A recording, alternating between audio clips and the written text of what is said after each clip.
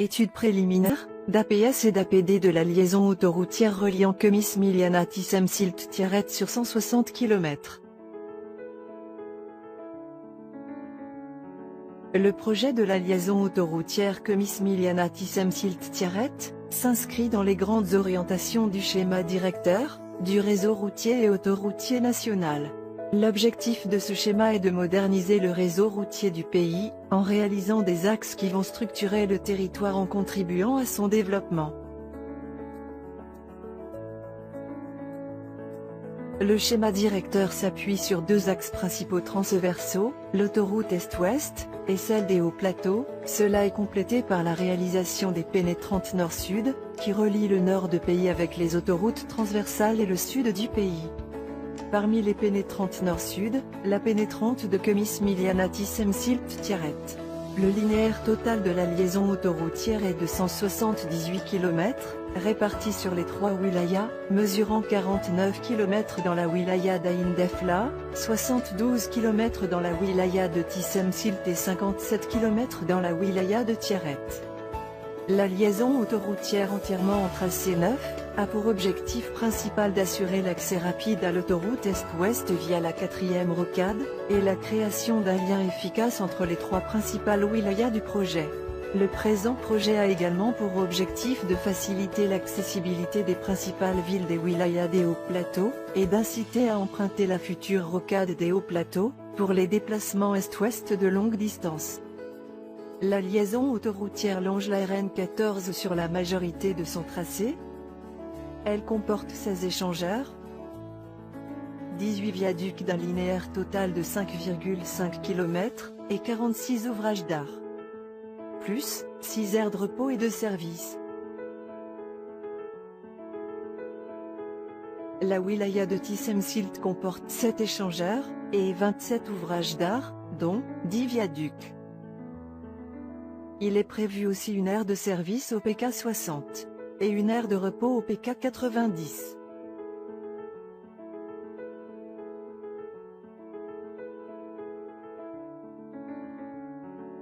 Compte tenu du relief difficile et des impacts économiques et environnementaux qu'il implique, la catégorie de l'autoroute sera L2, selon l'ICTAAL 2000 avec une vitesse maximale autorisée de 110 km/h.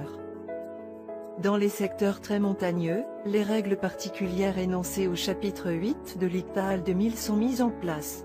Cela signifie notamment que la vitesse maximale autorisée appropriée à ces secteurs est de 90 km/h. La déclivité maximale appliquée est de 6%. Le tracé a été conçu pour garantir le plus haut degré de sécurité et le confort optimal pour les usagers. Il présente les caractéristiques d'une autoroute de liaison avec un profil en travers en 2x3 voies. Il s'agit d'une voie rapide d'accès limité et destinée au trafic de moyen et grand parcours.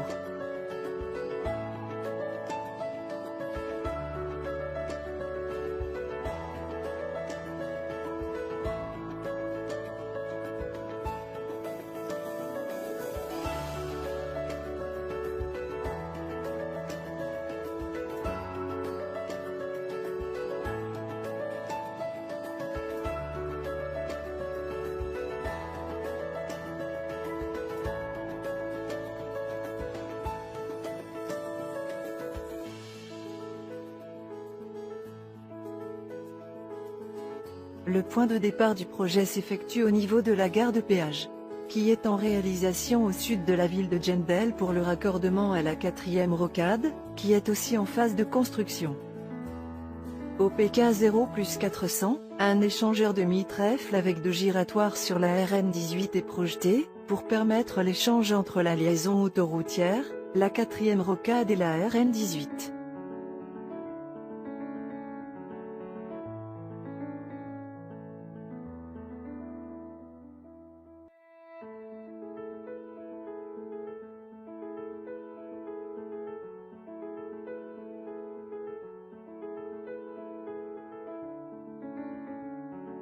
Au PK 5+600, un échangeur est projeté au niveau du croisement avec le CW 158 pour desservir la ville d'Inlechiac.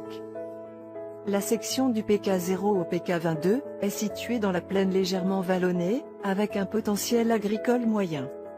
OPK 22+500, un échangeur est projeté au niveau du croisement avec le CW11 pour desservir la ville de Bordj Al-Amir Khaled. Du PK22 au PK86, le tracé est en zone montagneuse en relief très accidenté. En raison de ce relief et des conditions géotechniques, ce tronçon présente des difficultés de construction majeures et nécessitera la réalisation d'un grand nombre d'ouvrages d'art. Au PK39, un échangeur est prévu pour desservir la ville de Tarek Ibn Ziad par l'intermédiaire de la RN14. Au PK51, un échangeur est projeté qui permettra les échanges avec la ville de Youssoufia via la RN14. Un échangeur est prévu pour le parc national et la ville de Teniyit El Had au PK66. Du PK59 au PK66, le tracé quitte le couloir de la RN14 vers l'est pour éviter la zone urbanisée de Teniyit El Had. Ce tronçon constitue le point le plus élevé du tracé. Du PK84 jusqu'à la fin du projet, le tracé parcourt un plateau avec un relief peu accidenté. L'échangeur pour la ville de Laayoune est prévu au PK82. Au PK91, un échangeur est projeté pour desservir la ville de Kemisti. Au PK109, un échangeur est prévu au droit du croisement avec la RN19 pour desservir la ville de Tissemsilt. Au PK118, le projet croise la liaison autoroutière de Chlef où un échangeur de type trèfle complet est projeté, pour assurer les échanges entre la liaison autoroutière Kemis-Miliana-Tissemsilt-Tieret, et la rocade des Hauts Plateaux.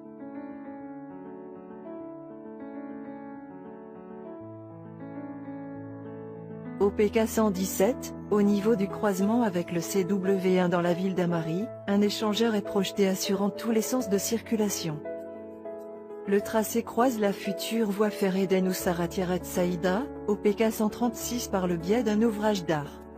Pour les 45 derniers kilomètres, le tracé est localisé de 3 à 10 km au sud-est de la RN14 afin de desservir de nouveaux territoires. Au PK139 est projeté l'échangeur de la ville d'El Arja au niveau du croisement avec la RN40.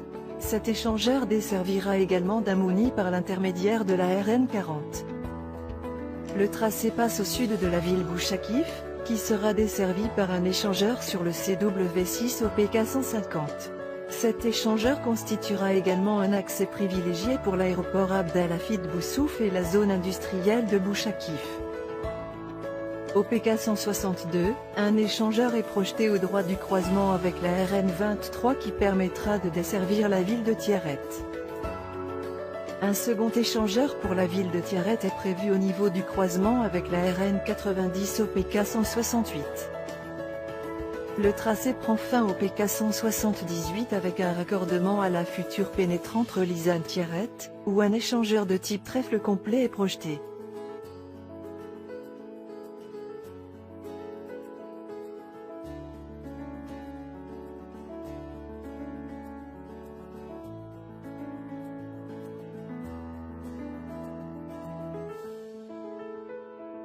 La réalisation de cette nouvelle pénétrante d'une grande complexité, améliorera grandement la communication par voie routière des 3 wilayas d'Indefla, Tissemsilt et Tieret avec le reste des wilayas du pays.